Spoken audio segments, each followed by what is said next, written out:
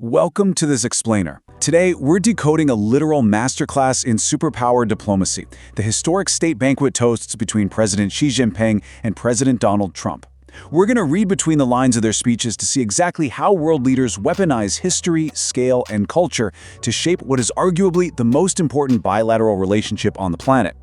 Let's jump right into it. We'll be moving through 5 main areas today. First, the grand setting of the banquet itself. Then we'll look at President Xi's strategic vision. After that, we'll unpack President Trump's fascinating timeline of shared history, explore some modern cultural connections, and finally wrap up with their actual toasts to the future. All right, kicking things off with part 1, a historic state banquet.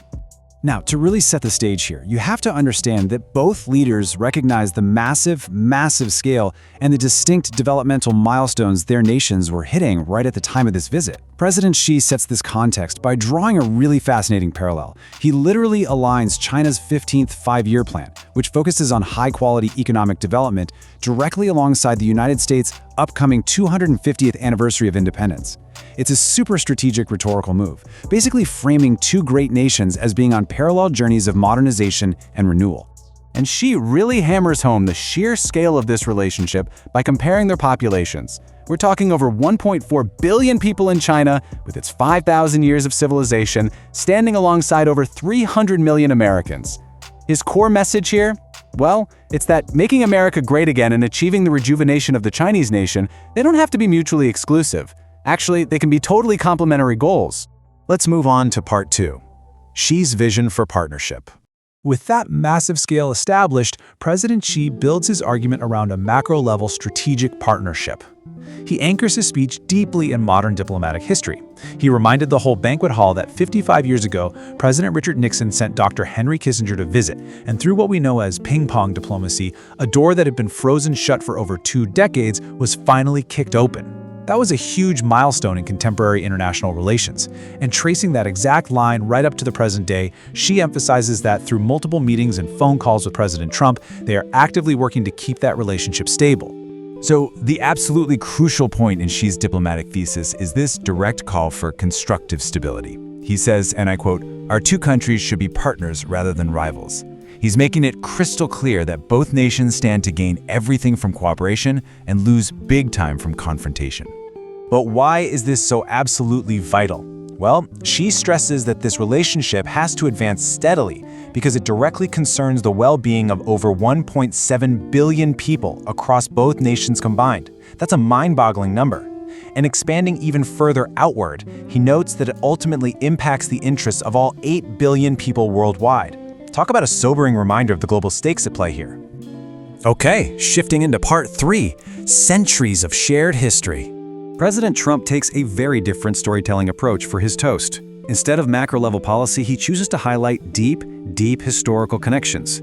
He actually proves that the bond between the American and Chinese people stretches all the way back to America's founding. He starts in 1784, when a man named Sam arrived on the very first American trading ship to ever reach Chinese shores. He brings up founding father Benjamin Franklin, actually publishing the writings of Confucius in the early 1800s. He highlights the absolutely vital role Chinese workers played in the 19th century, literally constructing the U.S. railroads that connected the Atlantic to the Pacific. And incredibly, he even notes that in the 20th century, President Theodore Roosevelt provided the funds to establish Tsinghua University, which, by the way, happens to be President Xi's own alma mater. One particularly striking detail Trump shared was about that 1784 trading ship. When those very first Americans arrived, Chinese merchants warmly referred to them as the new people. I just love that detail. It really highlights a connection born out of genuine mutual curiosity, one that has grown over 2.5 centuries. Trump goes on to emphasize that this mutual appreciation is quite literally carved into stone. For instance, the likeness of Confucius is sculpted right on the front of the U.S. Supreme Court. Conversely, Chinese admirers of George Washington donated a stone plaque honoring him, which now sits permanently inside the Washington Monument. Alongside the massive infrastructure of the railroads, he also mentions early American travelers to China who helped spread literacy and modern medicine. It's a deeply intertwined history. Bringing us to part 4, modern cultural connections. Building on that centuries-old history, Trump then highlights how this mutual respect translates into modern everyday life. it isn't just about the 18th and 19th centuries, right? He notes that just as President Franklin Roosevelt praised the brave Chinese people during World War II, today there is this massive modern cultural overlap. For instance, he points out the huge popularity of the game of basketball and the everyday fashion of wearing blue jeans in China today. But what's really surprising is his point about America.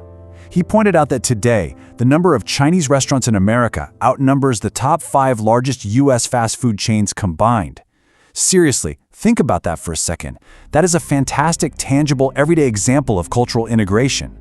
Trump uses these exact cultural facts to anchor his main thesis. He states that this long-standing bond of commerce and respect, stretching back 250 years, is the ultimate foundation for a shared future. And finally, part 5, toasting to the future. As we reach the conclusion of this explainer, we see how both leaders bring their wildly diverse speeches, Xi's strategic macro view and Trump's historical narrative, together under a single shared vision. Trump structured his closing remarks around a really compelling list of shared values. He pointed out that despite any differences, both peoples fundamentally revere labor and hard work. They value courage, they share a deep, deep dedication to family, and they both possess a very strong sense of patriotism for their country. So, the final toasts from both leaders align perfectly into these next steps moving forward. First, as President Xi put it, they must rise up to their historic responsibility and steer the giant ship of US-China relations steadily in the right direction. Second, as President Trump urged, they have to draw on those shared values of family, labor, and courage to actually create prosperity.